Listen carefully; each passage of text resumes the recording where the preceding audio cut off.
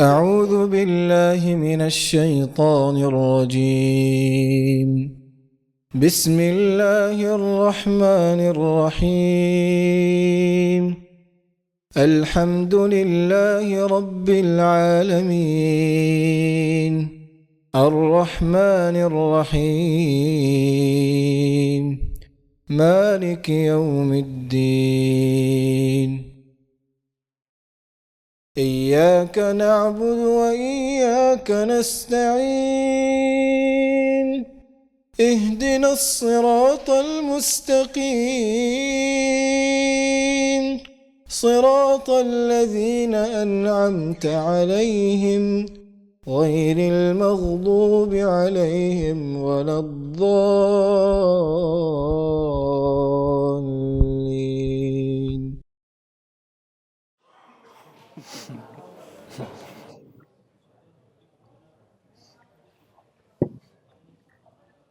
Ready? بسم الله الرحمن الرحيم الحمد لله رب العالمين والصلاة والسلام على أشرف الأنبياء والمرسلين نبينا محمد عليه أفضل الصلاة وأتم التسليم. If the brothers at the back can sit down, please. We only have 30 more minutes of benefit from our Sheikh Mufti because there's a lecture in another masjid across the city. So we want to leave here for 7:45, inshallah. So inshallah we can start the Q&A.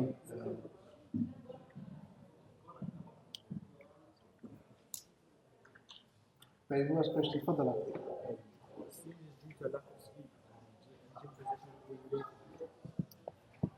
Question says, are seizures due to a lack of sleep and or due to jinn possession? A general principle in a brief period of time that we have is that specialists deserve most to speak on their specific field. So I'm not a medical doctor, nor have I formally studied medicine. Do I have an idea that I read? Do I know people that are doctors and nurses, etc., in which I can give you some benefit about that? But I'm not a doctor. So the best thing to do to ask about someone who has seizures from lack of sleep is an actual doctor. But what we do know for sure is that any imbalance and the natural way of Allah's creation leads to other problems and consequences. Any imbalance, lack of sleep, too much sleep, lack of food, too much food. A person isn't married, they cannot fulfill their desires in a permissible way, that leads to harm in the body. Too much of it leads to harm in the body, etc. So everyone is different, everybody is different. If a person doesn't sleep properly, it could lead to a seizure. And another person who doesn't sleep properly, it may not necessarily lead to a seizure. As far as jinn possession, then the ulama of Islam, they say that as of two types, and what we would call epilepsy. Sometimes due to medical deficiency in the body, a sickness and an illness, and other times it is due to jinn possession, a sada. So it depends on the situation. So obviously if a person is possessed with a jinn or multiple jinn or sihr, it isn't just an isolated issue.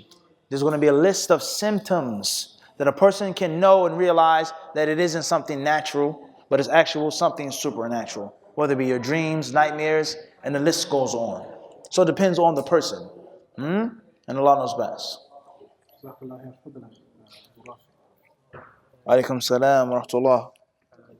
How do you find the balance between two groups? There is one group who would like to study for a lengthy period of time and then do some da'wah activities once they reach a level that they think is appropriate. And then others who focus on da'wah activities but don't focus on studies. The best way is balance. If you have a da'wah group that wishes to focus on scholarship more than da'wah until they've reached a general acceptable standard, and then give da'wah. And another group says, no, the opposite. We need more da'wah, we need more activity, and scholarship isn't necessarily needed. We don't need Ibn Taymiyyah on the streets to give da'wah. Balance. قُلْ هَذِهِ سَبِيلِي أَدْعُو إِلَى اللَّهِ عَلَى بَصِيرَةٍ. You have to call to Allah with knowledge, with hikmah, with wisdom.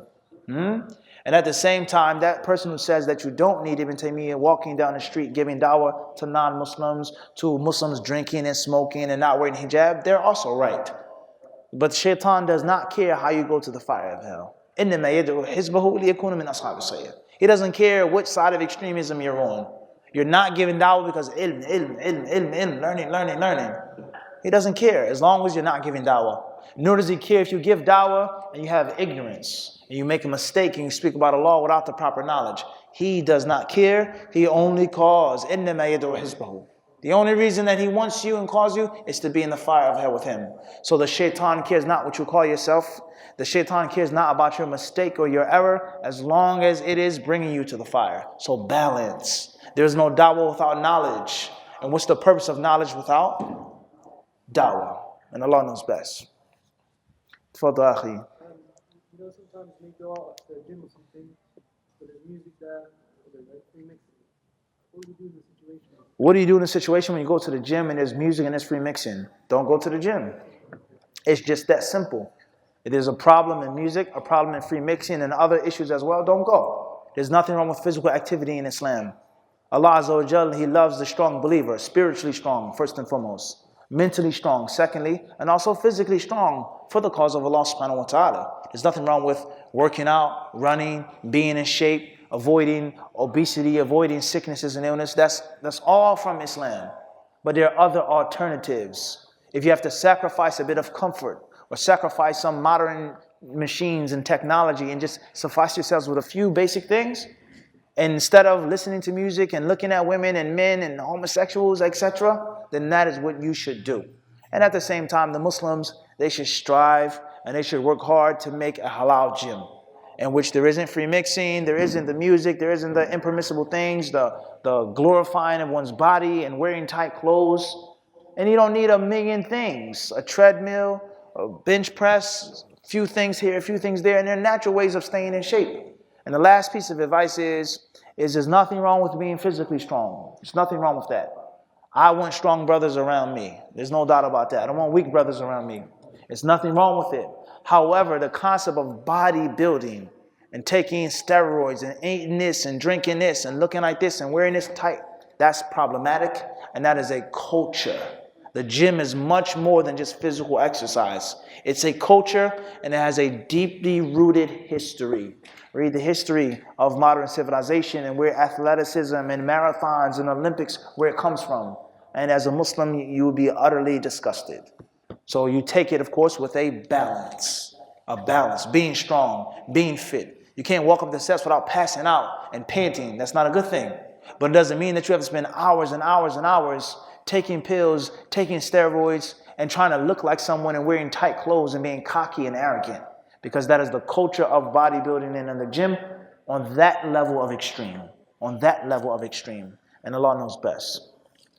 Assalamu alaikum. May Allah preserve you. Ameen. Could you answer my question I said to you before the iqamah started? The question to do with my brother-in-law. If what I remember correctly, you're going to be stuck between a rock and a hard place. If you travel with this family member abroad, overseas, you're going to be with non-mahramin, and you're going to leave another family member in your hometown. If you stay with this family member in your hometown, brother-in-law, there's other non-mahrams, etc. What do you do? If you're forced to take a position, either you travel or you stay here, then you're stuck between a rock and a hard place. Either of the two, there's going to be a mafsada. And the ulama of Islam, they say that you take al-dhararain, the lesser of the two harms. So what's better for you? What's safer for you? What's closer to your honor and your integrity? Go with your father or stay with your mother? Who needs your service more? You have to make that decision. I cannot give you the answer to that question. It depends on what you know of the situation and what you have in your heart of that which is aqrabu lit-taqwa, that which is closer to the piety. So Allah Azza wa Jalla knows best. If you want my personal advice, then I will have to give more details. I will have to give more details to give you a personal opinion. And Allah Azza wa Jalla is the one who guides.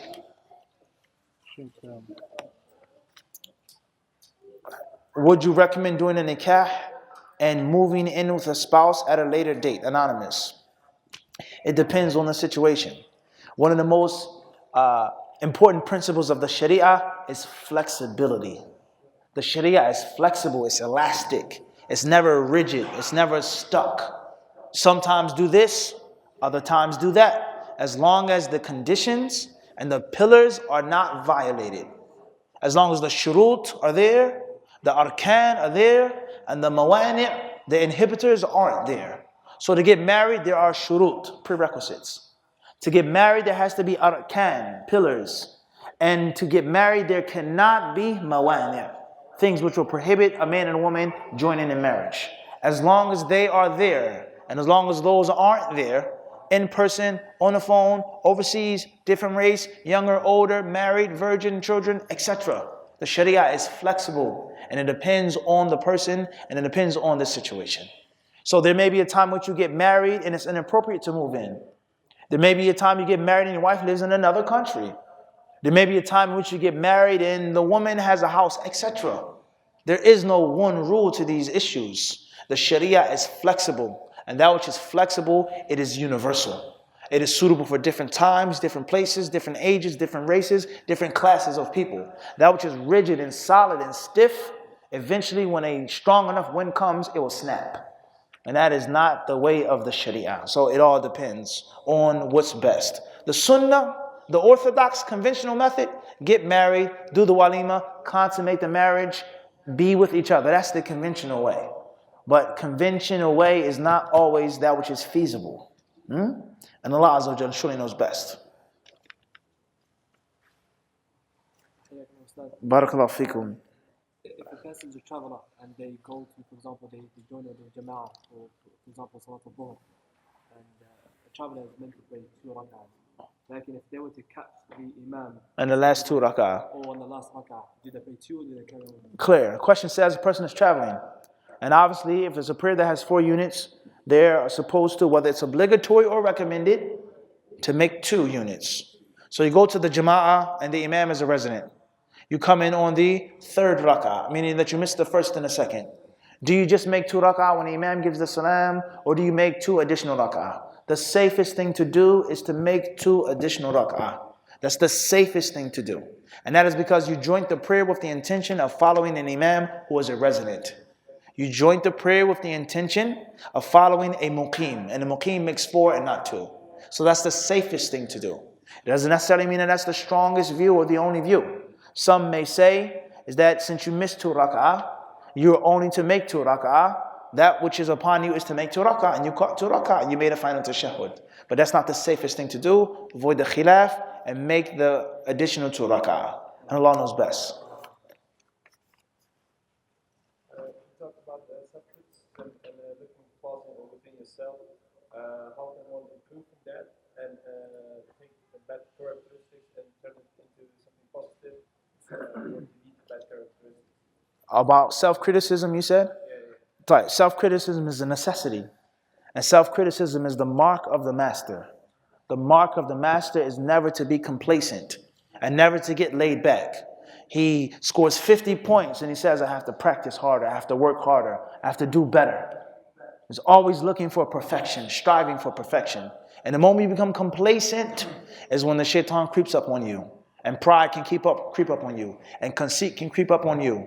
And if not, at best, you just won't strive for perfection. Inna Allah kataba al-ihsana ala kulli shay. Allah has prescribed perfection upon all things. Anything that you do in life, you should seek to perfect that thing. And one of the easiest and fastest ways of getting to that level of perfection is self-criticism before someone else criticizes you. Because someone else may criticize you and you may not be able to handle it. You may not listen to it because it's coming in a negative way. You may not listen to that criticism because it's someone who's lesser than you. But obviously, if you are criticizing yourself, then the door to accepting that criticism is what? In most cases, it's easier. So self-criticism is very important. And just sit down and ponder. I gave a class. The people were pleased with the class, but I know I made a mistake. Or I know I had another ayah that I wanted to mention. Or I could have given more time. Or I could have said it in a simpler way. Sit down and evaluate it. Talk with people that are in your inner circle and ask them to be honest with you. Tell me the truth. How did I do? Don't butter me up. Did I do well? And it says you did good, but I think you should have said this. Or you stuttered. Or you were looking at the paper too much. Or you're too nervous. Or you're too stiff. You can't do this unless you have good, honest people around you. But nothing will suffice with self-criticism. And the worse you are on yourself, the better you'll be at your profession. And Allah Azza wa Jalla, self-criticism is a major manifestation of humility. And it's a major insurance plan against ghurur wal-ujb, conceit and thinking that you're something, thinking that you got it. So yeah, self-criticism is extremely important to the student of knowledge. It's extremely important. And Allah knows best. That's in brief. Sheikh, the question says, is the son of my father's wife from a previous marriage my mahram? Repeat the question. Is the son of my father's wife? Please tell us to email this question, because me personally, I have a problem when it comes to son, previous, this and that. And I need to see it laid out to actually understand the bloodline in the relationship. Stepson, stepdaughter, etc. That's the best thing to do with regards to this question. Inshallah. Let me see the question. It says here, the son of my father's wife. That's going to be your what? Your stepmother. Tayyib. Email a question, inshallah. Let us ponder over it, please.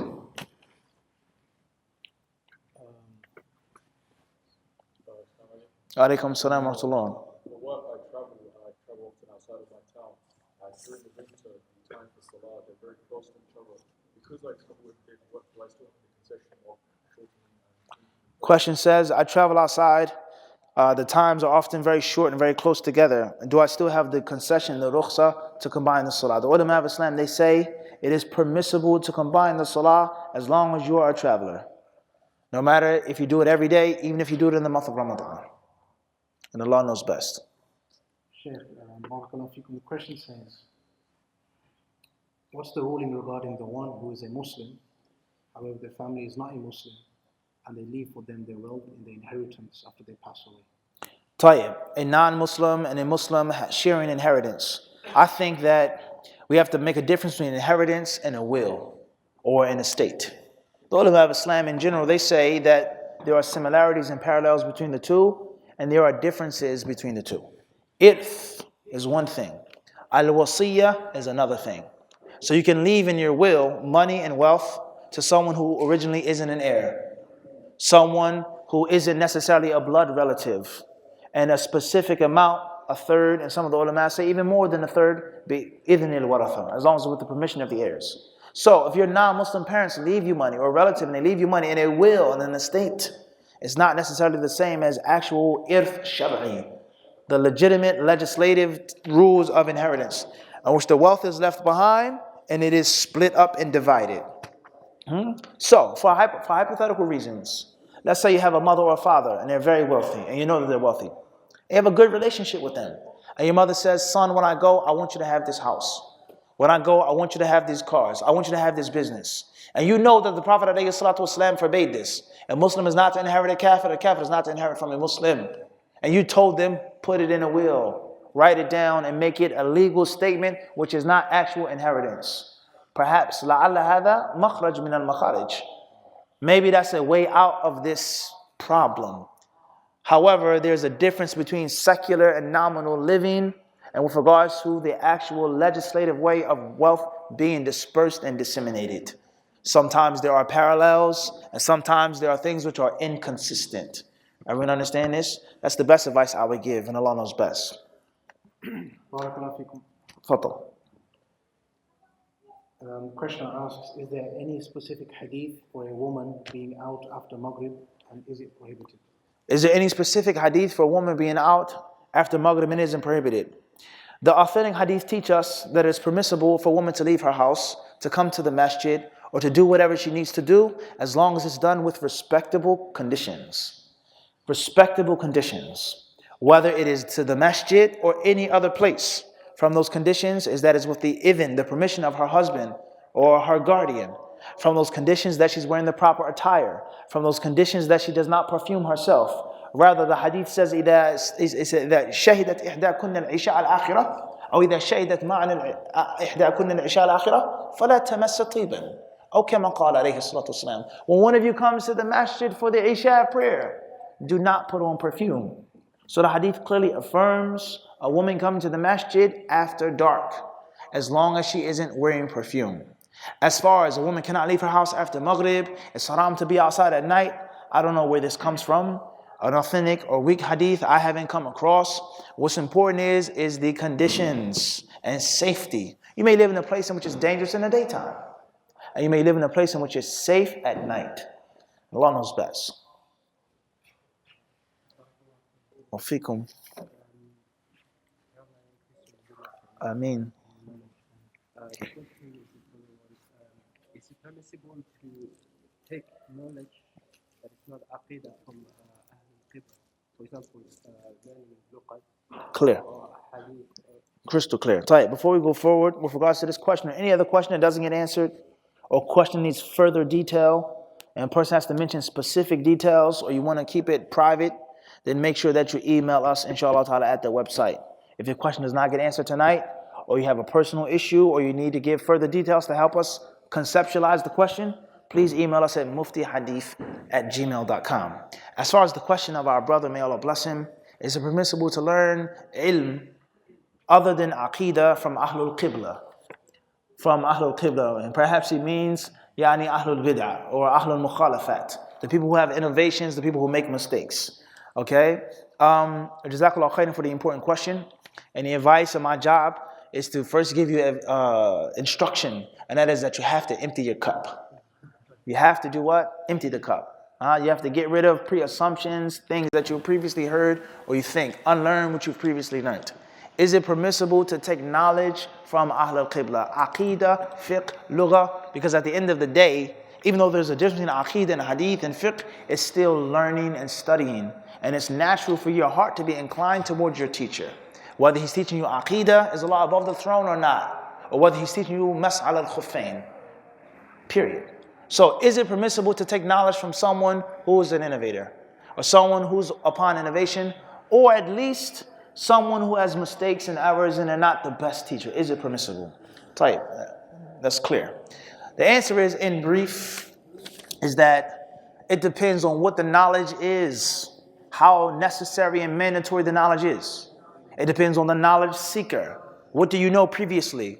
Are you weak-minded? Are you naive? Are you gullible? Is there a badal shar'i?